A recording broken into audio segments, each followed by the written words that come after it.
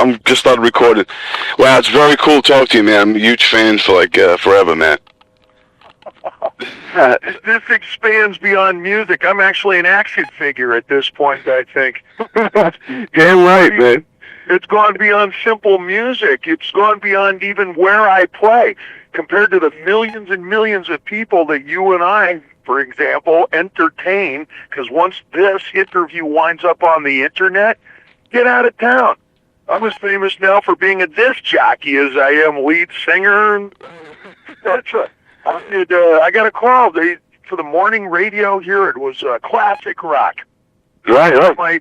Which is my own personal genre now. If you got into a car where you live, Don, and you drove all the way to venerable old Pasadena, how many times do you think you would hear my voice if you listened to the radio the entire distance? I would say at least once an hour. Do you think you might hear me more often than the Star Spangled Banner? Damn right. If you ran into anybody at a truck stop, say under 55 years old, would they know the words to my songs better than the Star Spangled? Yeah, as a matter of fact, I'm building a case for something, and I have no idea for what. Well, you definitely are an icon of our times, man. That's for damn sure. Well, I think it is a demonstration of celebration. It is. Jesus, what's more East Coast than belligerent enthusiasm? Right. Right on, man. So how's everything, man? Everything is superb. We're going on the road. Got a brand new record. Just finished my 3-day Diamond Dave's No Holds Barbecue and 4th of July Christmas special, which goes up on VH1. Awesome. Classic. And that's the 3 days of 4th of July. And all of the characters that, I've served up over the summers, if you like California Girls and Just a Gigolo, then you love this kind of material. And it's the Dom triplets from Playboy as Pregnant White Trash, Jumbo Jimmy, my little security guard, as Andy Warhol, and on and on and on. I have a lowrider donkey. Don't ask, just watch. Oh, cool. A lowrider donkey? That's awesome, man. Oh, yeah. Well, I live in my own little world, but hey, leave a message. There you go, man.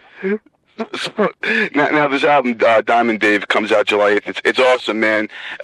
You must be psyched about this.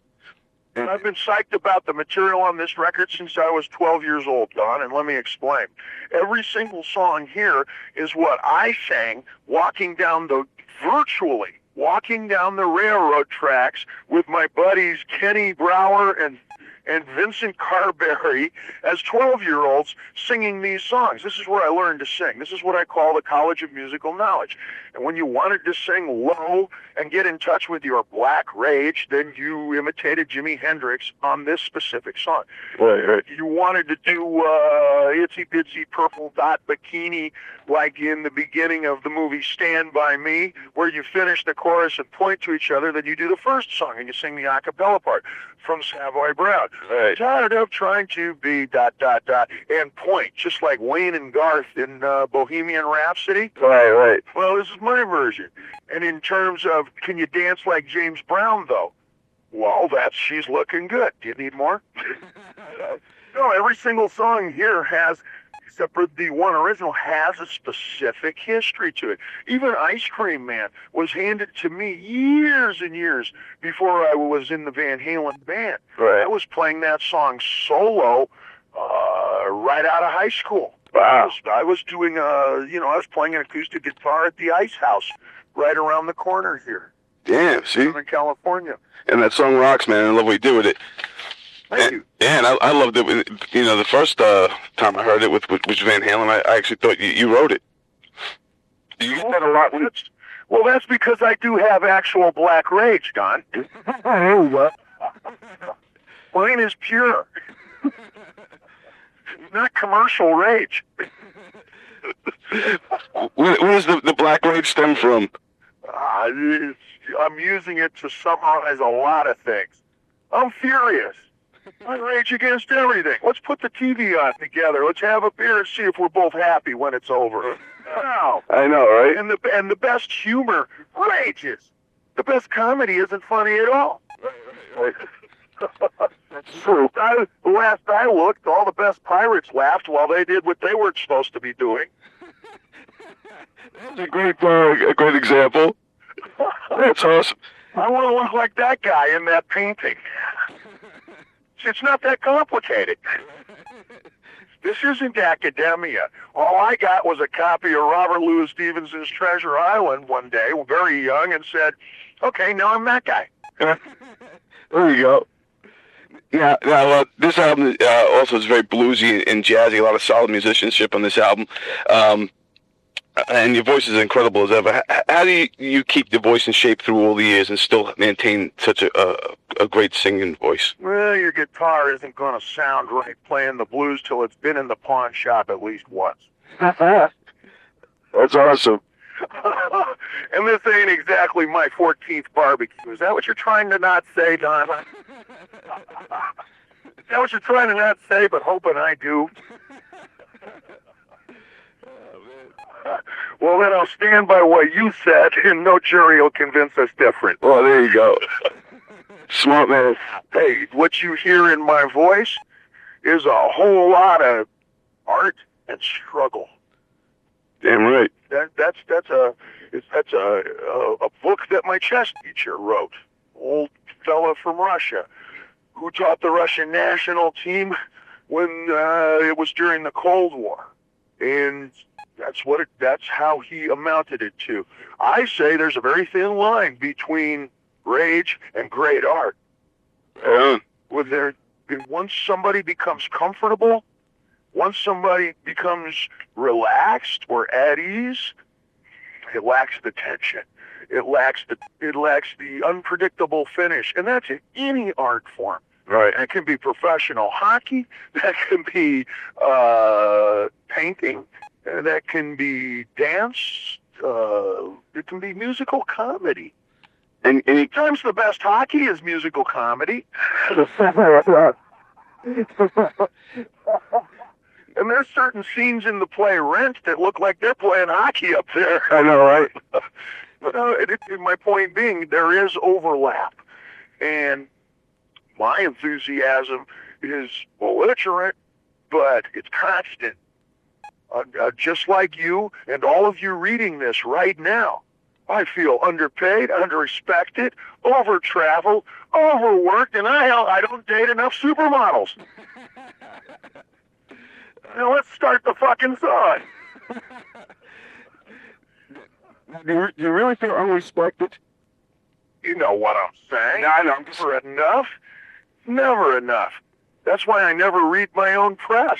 Anything good can't possibly be complimentary enough.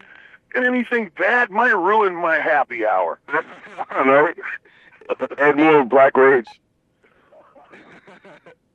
I went to schools that were 90% black and Spanish speaking during integrational busing in the 60s. And that record collection I come by naturally. Right on. School is literally bicycle distance right up the street. And I know everybody in the neighborhood. Now, I've managed to move from a place where my family brought us in 5th grade. That place was the size of my kitchen. Wow, yeah. And I've managed to work my way up. There you go. To where we currently are, so, Yeah. Now, stayed in the neighborhood. And, consequently, my appreciation of music and certain automobiles is perhaps a bit different than, say, the rhythm section in Metallica.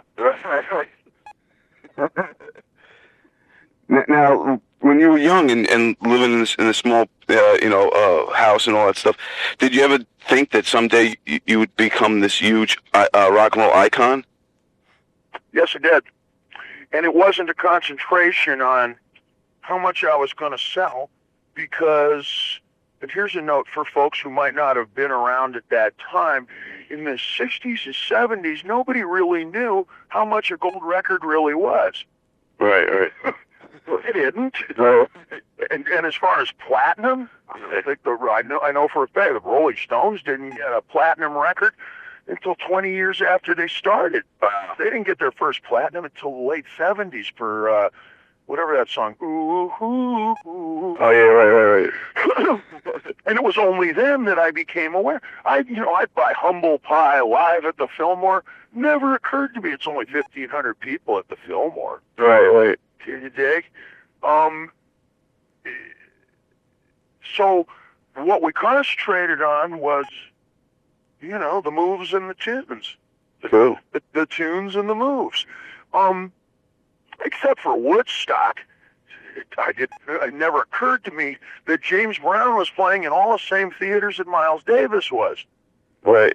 And they're the size places where if somebody scrapes a chair and coughs intentionally in the background, you can hear it during the live recording.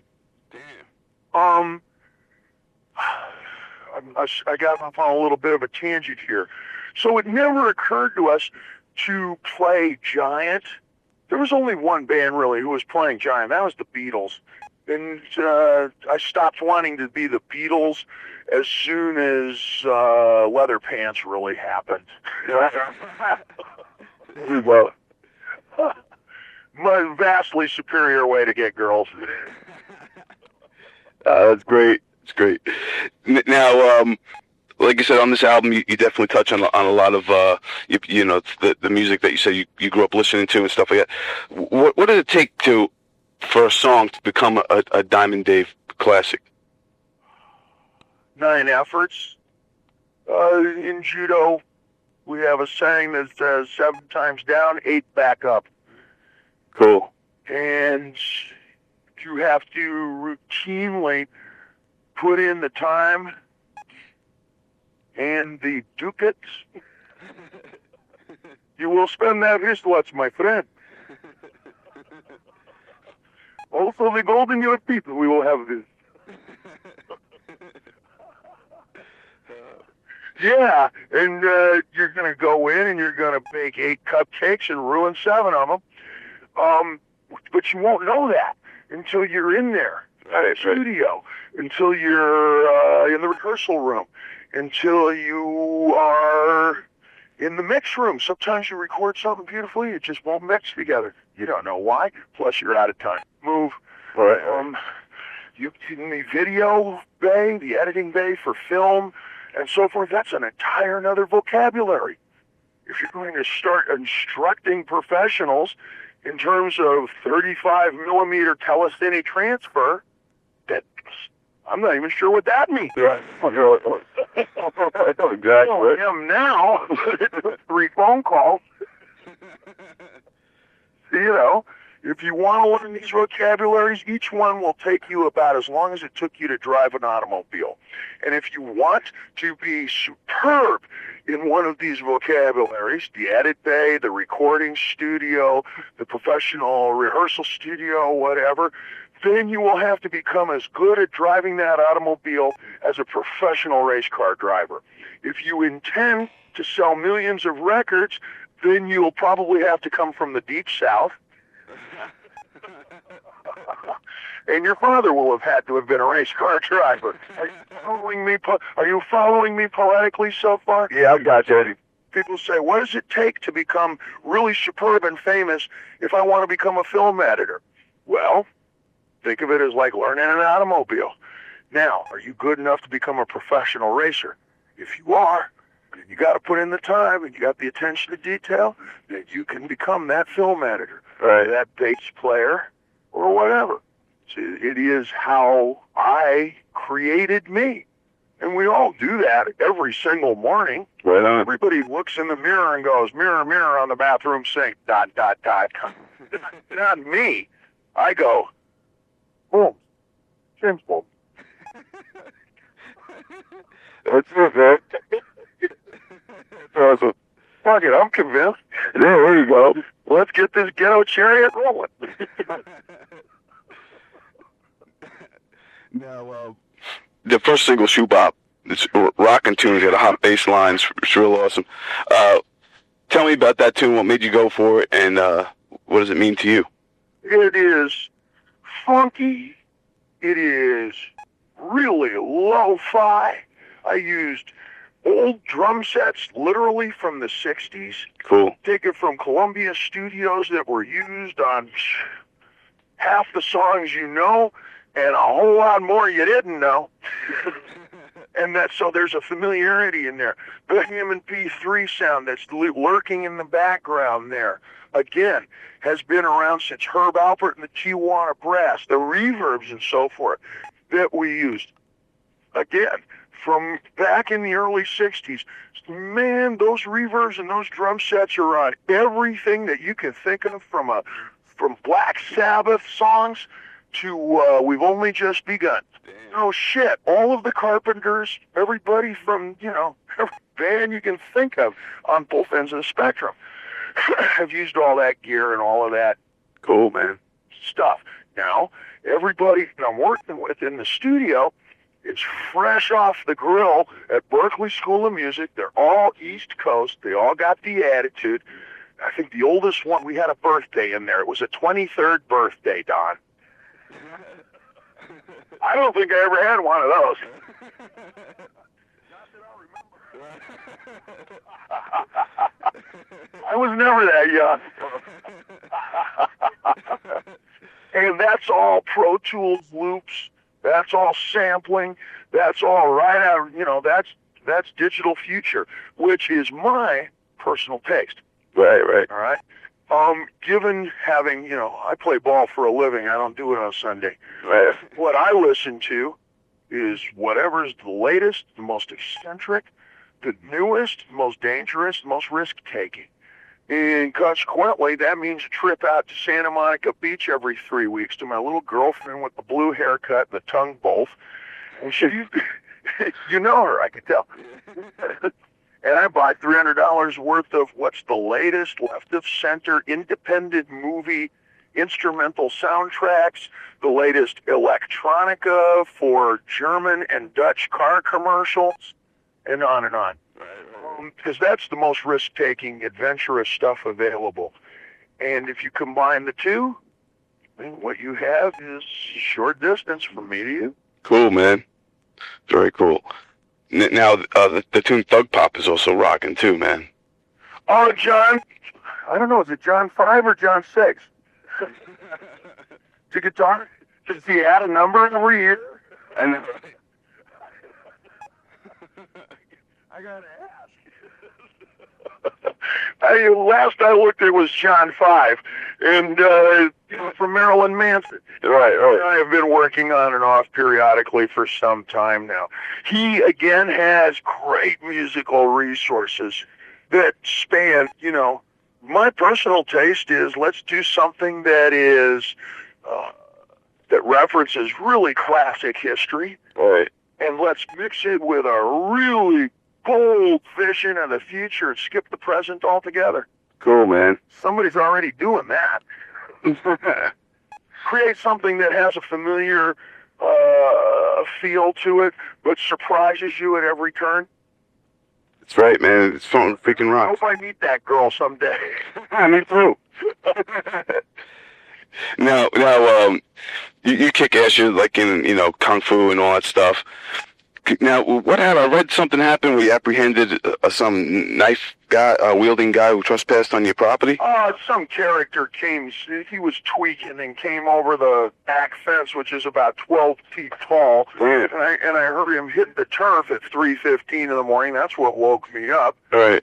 And he came around, started babbling 3 conversations in Martian.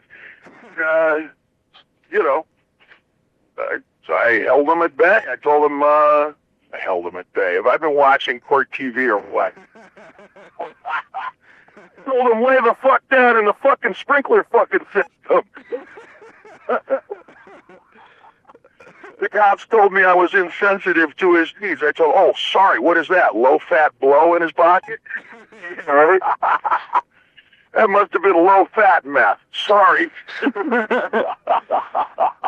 That's funny. The guy wakes you up at 3 in the morning, climbing your fence, and then the cops tell you were insensitive to his needs. No, well, I racked my shotgun a couple of times real loud. That's the benefit of a 12 gauge. So you never have to actually aim it at any living thing where the deer and antelope play.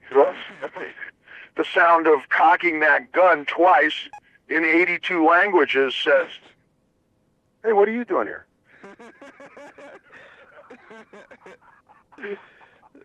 And the cops came. Pasadena police are superb, you know. Well, and kaboom. Cool. That's awesome. That's a cool story, man. And now my consideration wasn't even for him. My consideration is that before we've had high school kids and stuff come over the bench drunk from drinking beers over at Moose McGillicuddy's, and then, you know, they want to run naked through the haunted house or some shit, just like I would have done when I was in junior high. You say you get that a lot, like diehard fans trying to like climb the fence to get to your house? They don't really come in because, you know, the general word is, "Hey, I love you, but not after happy hour." Go on. I used to have a sign up front that said, "Those who are found here at night bearing arms will be found here in the morning." And you kept true to that with this case. Now, like we said, you know, that you're definitely an icon and a legend. And like I said, I'm personally a huge fan of your stuff. No, I did say that. Did you write it down? Yeah, I got it.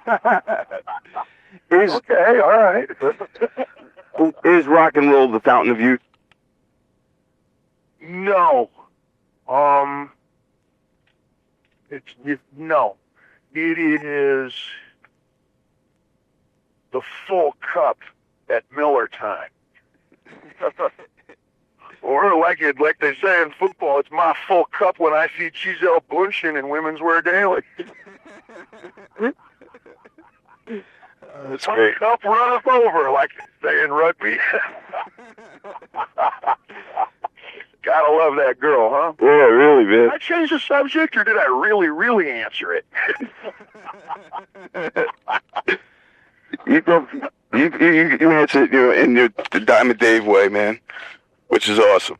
Well, I didn't just point at the elephant. I drove past and I go, "God damn, if we run into any elephants, mention it, will you?" And I drove 3 feet next to one for you. There you go. Now, what do you think if you could be? This is a question I always like to ask everybody I talk to. If you could be God for a day, what would be the perfect world? Interesting question.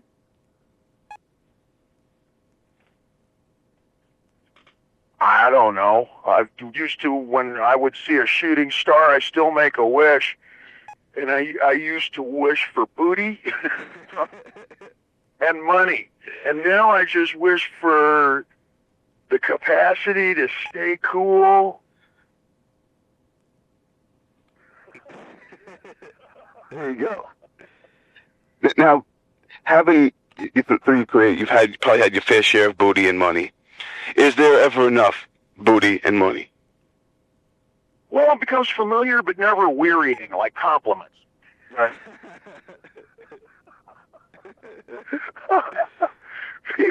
Some people come up to me at the delicatessen table and they say, "Diamond Dave, I know you've heard it before, but I think you're the best." I go, "I'm not tired of it."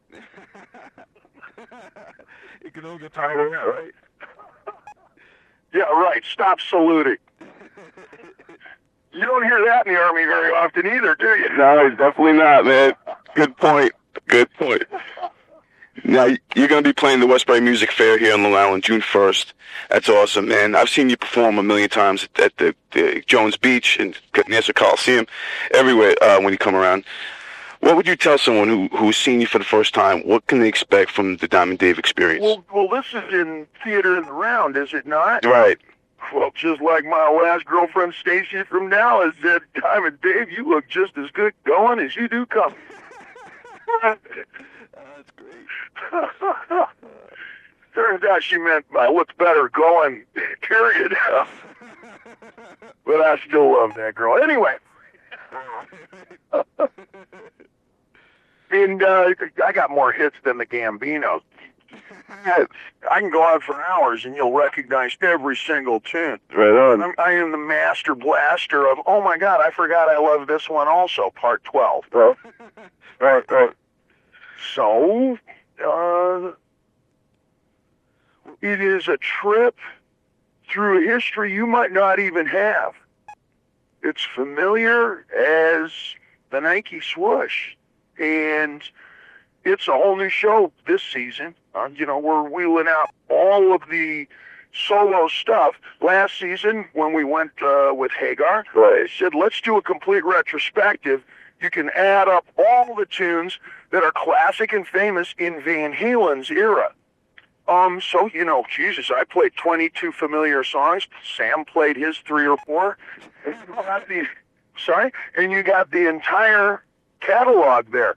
And now, just chronologically, if nothing else, it's California Girls, Just Gigolo, Gone Crazy, cool. A handful of material off the new record. So virtually, it's a whole new program. If you saw it last season, buckle in tight. Very cool, man. Friend, I gotta go. I got a couple more questions to answer. You got one more second? You got one more question? Yeah, I got one more for you real quick. Out of everything you've done and you've conquered, the world over and over again, what's your main goals at this stage of the game?